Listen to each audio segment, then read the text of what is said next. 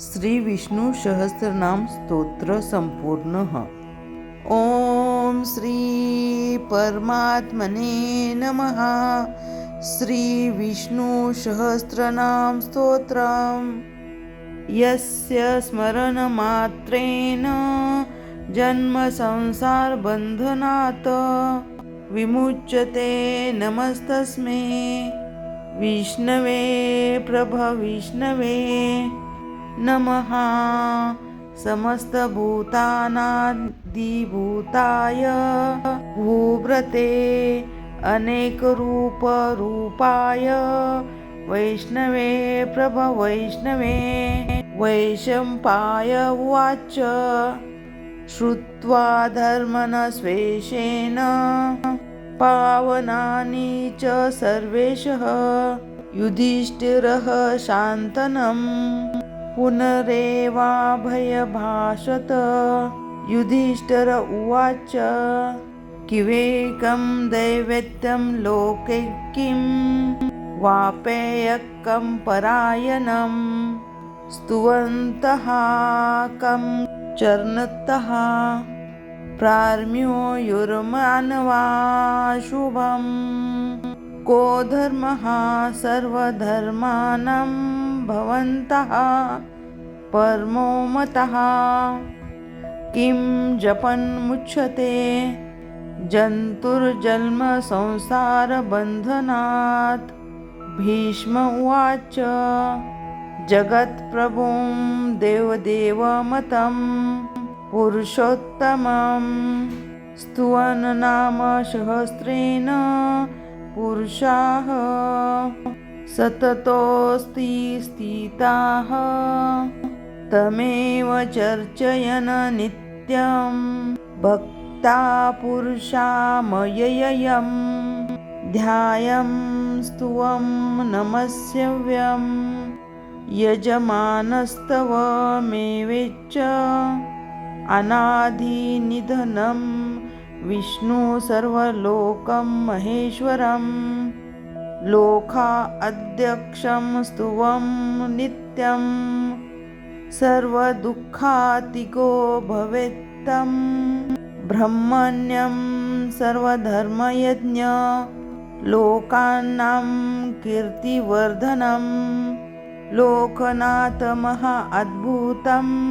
सर्वभूतबहुदुयितम् एष मे सर्वधर्माणां धर्मोऽधिकमतमो मतम् यद्भक्त्या पुण्डरीकाक्षं स्तरवैरचैनर्या सदा परमयो महत्तेजः परममयो महत्तपः पद्ममयो महद्ब्रह्मा परमयः परायणं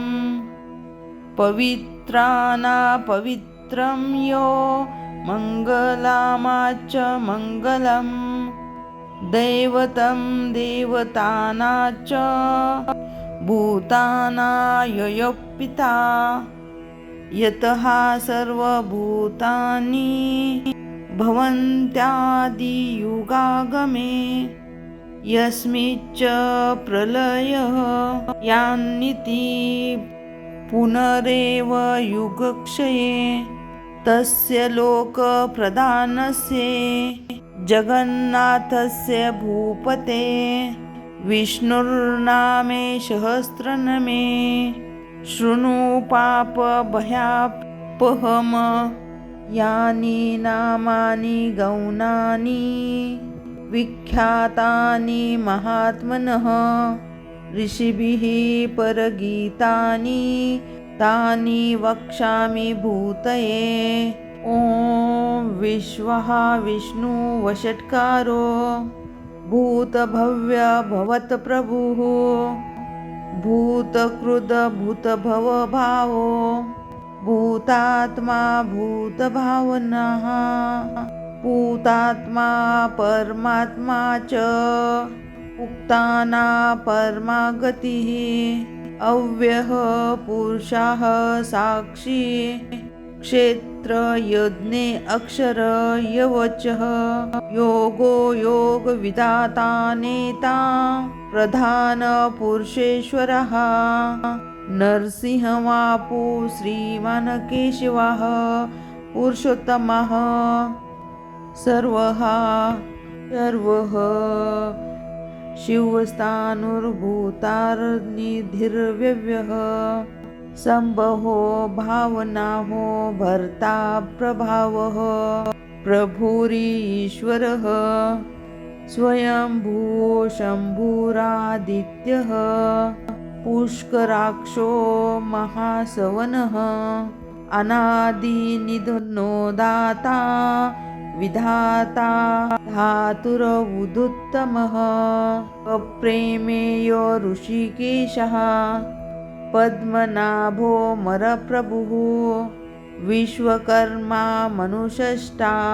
स्तविष्ठः स्तविवीरो ध्रुवः अग्रः शाश्वतः कृष्णो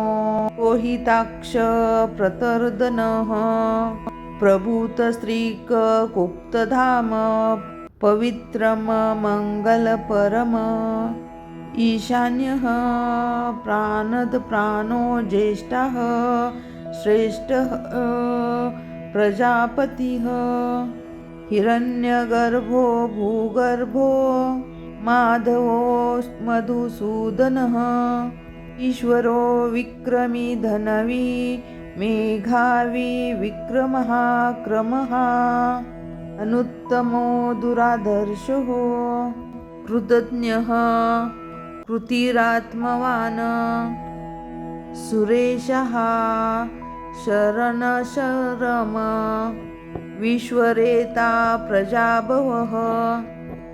अह सवस्तरो व्यालः प्रत्यया सर्वदर्शनः अजेह सर्वेशः सिद्धः सिद्धि सर्वादिरच्युतः वृषा कपिरमेयात्मा सर्वयोगविनिषुतः वसुरवसुमनः सत्यः सामान्यतः स्मितसमः अमोघः पुण्डरीकाक्षो वृषकर्मा वृषाकृतिः रुद्रो बहुशिरा भूर्विश्वो योनि शुचिर्श्रवः अमृतः शाश्वतास्थाणुर्वरारोहो महातापः सर्वगः सर्वविद्भानुर्विश्वकक्षेनो जनार्दनः वेदो वेदविदव्यङ्गो वेदांगो वेदकविः लोका अध्यक्षो सुरा अध्यक्षो धर्मा अध्यक्षो कृताकृतः चतुर आत्मा चतुर्विवः चतुर्द्रष्ट चतुर्भुजः भार्जिर्नो भोजनः भक्तो सहिष्णुर जगदादिजः अनघो विजयो ज्योतः विश्वयोनि पुनर्वसु उपेन्द्रो वामनः प्रार्शुरमेघः सुचिरुर्जितः अतीन्द्रः संग्रह संगो भृतात्मा नियमो यमः वेद्यो वेद्य सदा योगी विरहा माधवो मधुहा अतीन्द्रियो महामायो महो उत्साहो महोबलः महाबुद्धि महावीर्यो महाशक्तिर्महायित्य अनिर्वेश्यः वपु श्रीमान् मे आत्मा महाद्रिक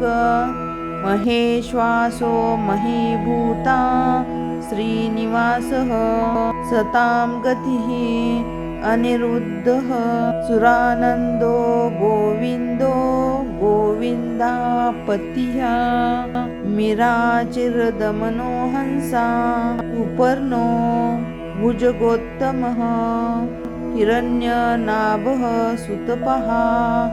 पद्मनाभा प्रजापतिः अमृतः सर्वदृक्सिंह सन्धासानिन्द्यमस्थिरम् अजो दुर्मशरमशास्तः श्रुत आत्मा सुरारिः गुरुर्गुरुत्तमो धाम सत्यः सत्यपराक्रमः निमिषो निमिषशस्त्रवी वाचस्पतिरुधाधिरिः अग्रणीर्ग्रामिणी श्रीमान् न्यायो नेता समीरणः सहस्रमूर्धा विश्वात्मा साक्षः सहस्रपात् अनर्तनो निर्तात्मा अमृतः प्रमर्दनः समर्तको रनिहलो धरणीधरः सुप्रसाद प्रसन्न आत्मा विश्वभृङ्गः सत्कर्ता सत्कृतः साधुर्जन्मो नारायणो नरः संज्ञेय प्रयो आत्मा इष्टः चिष्टकृच्यचिः सिद्धार्थः सिद्धसंकल्पः सिद्धिदः सिद्धसाधनः रशाहि वर्षभो विष्णुविकपर्वा विश्वोदर वर्धनो वर्धमानेश्वर विविक्तः श्रुतिसागरः सुबीजो दुरधरो आगमी हेद्रो महद्दो वासुः नेकरूपो बृहद्रूपः इष्टिविशिष्टप्रकाशनः ओजो तेजस्युदिधरः प्रकाश आत्मा प्रतापनः वृद्धपष्टो अक्षरो मन्त्रस्य चन्द्रभास्करयुति अमृतः शुद्धो भानुः शशबिन्दुसुरेश्वरः औषधं जगतः सेतु सत्यधर्मपराक्रमः भूतभव्यभवन्नाथ पावनः पावनो नलः कामः कामकृत्कान्ता कामः कामप्रभत्प्रभुः युगादिकृतयुगाव्रतो नेकमायो महाशनः अदृश्यो व्यक्तरूपेश्वर सहस्रजिदनन्तजितः इष्टो विशिष्टशिष्टोष्ट शिखण्डी नहुक्षो वर्षः क्रोधः क्रोधकर्तः विश्वबाहुर्महिर्दः अच्युतः प्रतीर्थप्राणप्राणोदो वासवानुजः अपां निधिरधिरनिष्ठामानप्रणात्मद तिष्ठितः स्कन्दः स्कन्दधरो धर्यो वर्धो वायुवहन वासुदेवो बृहन्नुराधिदेवो वन्दरः अशोकस्तारनस्तारः शूरः चौरिर्जर्नेश्वरः अन्कुलः शतावृत्तः पद्मिनीभीषणः पद्मनाभो विन्दाक्षः पद्मगर्भशरीरभूतः हर्विद्धो विद्धात्मा आक्षो गरुडध्वजः तुलो शर्मो भीमः मयोग्य वही हरिः सर्वलक्षणलक्षण्यो लक्ष्मीवान् समितिजय क्षरो रोहितमार्गो हेतुर्दामोदरः शः हीधरो महाभागो वेगवामनमिताशनः उद्धवः शोषणो देवः श्रीगर्भः परमेश्वरः करणकारणकर्ता कर्विता गहन गृह व्यवसायो व्यवस्थानः संस्थानः संस्थानदो ध्रुवाः रर्मधि परम स्पष्टतु स्पष्टतु स्पष्टः भेषणः रामो विरामो विराजो मार्गो नयो नयो नय वीरः शक्तिमातम श्रेष्ठो धर्मो धर्म विदुत्तमः वैकुण्ठः पुरुषः प्राणः प्राणद प्रणवभूतो हिरण्यगर्भः शत्रुघ्नो व्यापतो वायुर्योध्वज ऋतुः सुदर्शनः कालपरं षष्ठी परिग्रह उग्रः सवन्तरसरो दक्षो विश्रामो विश्वदक्षिणः विस्तारः स्थावरस्थाणु प्रणाम बीजम्य व्ययम् अर्थोऽनर्थो महाकेशो महाभोगो महाधनः अनिर्विण्णस्तनविष्टो भूधर्मयूपो महामुखं नक्षत्रनेमिर्नक्षत्रीक्षमः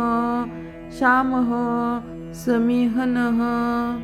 यज्ञयजो महेयजश्वर क्रतुः सत्रं सदा गतिः सर्वदक्षी विमुक्तमक्तामा सर्वज्ञो ज्ञानमुक्तमम् सुव्रतः सुमुखः सूक्ष्मः सुक्षोघम सुखदः मनोहर जितक्रोधो वीर बाहुर्विदादरनः श्वापनः स्वक्षो व्यापी एकात्मानेककर्मकृत वत्सरो वत्सलो वत्सी नगर्भो धनेश्वर धर्मगुद धर्मकृत्मि सत्कर्म सक्षरम् अविधाता सहस्रसु विधाता कृतलक्षणः गभस्ति नेमि सत्वः सिंहो भूतमहेश्वरः आदिदेवो महादेवो देवोशो देवभृदगुरुः उत्तरो गोपपतिर्गोप्ता ज्ञानगम्य पुरातना रीरभूतभूतभोक्ता कपीनदो भूरि दक्षिणः सोमपो अमृतः सोमः पुरजितपुरुषोत्तम विनयोगजय सत्यसन्धो दार्शार्ह सात्वं पतिः जीवो विनयति साक्षाक्षी मुकुन्दो मितविक्रमः अम्बो निधिर आत्मा होदन्ति क्षयोन्नतकः अजो महार्य भावायो जितामित्रः प्रमोदनः आनन्दो नन्दनः सत्यकर्मा त्रिविक्रमः हर्षि कपिलाचार्य कृतज्ञो मयेदोनिपतिः महावीरो गोविन्दा सुशेषनकाङ्कदी यो गभीरो गहनो गुप्तचक्र गदाधर वेधा स्वाङ्गोर्जितः कृष्णो दृढसः सङ्कीचतो वर्णो वर्णो वृक्षा पुष्कराक्षो महामनः भगवान् भाग महानन्दी वनमाली फलायुधिः आदित्यो ज्योति आदित्य हि विष्णुर्गति सत्तम सुनन्दाखण्ड परशुर उद्धारणो द्रविणप्रदः त्रिसामासागमः साम निर्वाणं भेजमभीषक न्यासकृच्छम शान्तो निष्ठा शान्तिः परायणं शुभांग शान्तिद स्पृष्टा कुमुद कौलेशाय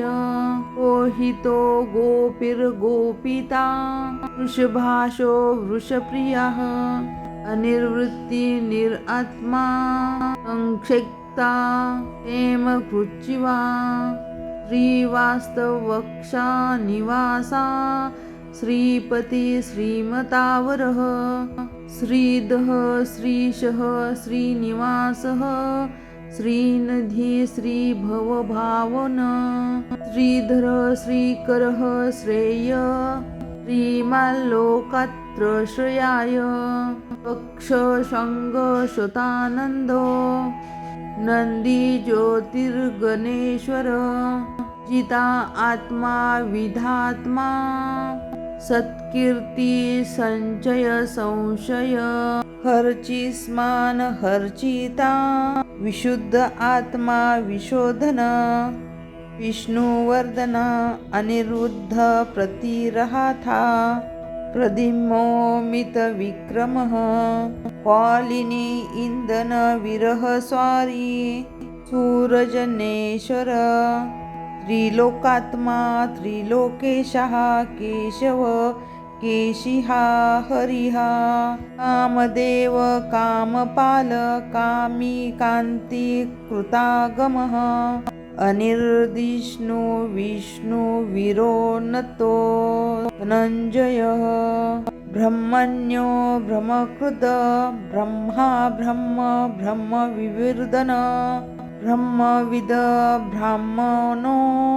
ब्राह्मी ब्रह्मज्ञो ब्राह्मणप्रियः महाक्रमो महाकर्मा महातेजा महारङ्गः महाक्रतुर्महायज्वा महायज्ञो महाहवी शान्तवः शान्तप्रियः पुत्रस्तुतिः स्तोतारणप्रियः पूर्णः पूरयिता पुण्यकीर्तिर्रामनयः नोजवस्तिर्धरकरो सुररेता वसुप्रदः सुदप्रदो वासुदेवो वसुर्वसुनामा हविः तद्गति संस्कृतिः तत्ता सद्बुद्धि तत्पारायणः सुरसेना यदुश्रेष्ठः निवासा सूयशामून भूतावासो वासुदेवा सर्वासुनीलयोनलः दर्पहा दर्पदो दर्पतो यूर्ध्वोपराजित नकोनेकसवकङ्किनयन्ति दमनोत्तम लोकबन्धु लोकनाथो माधव भक्तवत्सल सुवर्णवर्णो हेमांगो राचन्दनननान्दगन्धि वीरः विषम शिन्नो ताशिरचलश्वरः अमानी मानो मान्यो लोकस्वामी त्रिलोक्य अमेघा मेघा धन्य सत्यमेघाधराधरः तेजो वृद्धो युधिधरः सर्वशस्त्रभृतावरः चतुर्मूर्ति चतुर्बाहु चतुर्विभ्यस्य चतुर्गतिः चतुरात्मा चतुर्भाव चतुर्वेद विवेदकपात समावर्तो निर्वत्व आत्मा दुर्जोयो दुर्विक्रत्मा दुर्लभो दुर्मो दुर्गो दुर्वासो दुरारहिहा शिवांगो लोकवासा इंद्रकर्मा महाकर्मा कर्ता कर्मा कर्ता कमः उद्भव सुन्दरः सुनन्दो रत्ननभा लोचना अर्को वाजसनः शृङ्गी जयन्त्यः सर्वविजयी सुवर्णबिन्दुरक्षोभय पर्वरागीश्वरेश्वरः महारुदो महागर्दो महाभूतो महानिधिः कुमुदः कुन्दर कुमुदपर्जन पर्जनो नील अमृताश्रोत अमृतापुः सर्वज्ञः सर्वतोमुखः सुलभः सुव्रतासिद्धः शत्रुजीवश्रता पावना सहस्राची सप्तजिः सप्तशेधा सप्तवाहना अमृतः निर्घुण चिरान्तनो भयानक युद्धधारणनाशन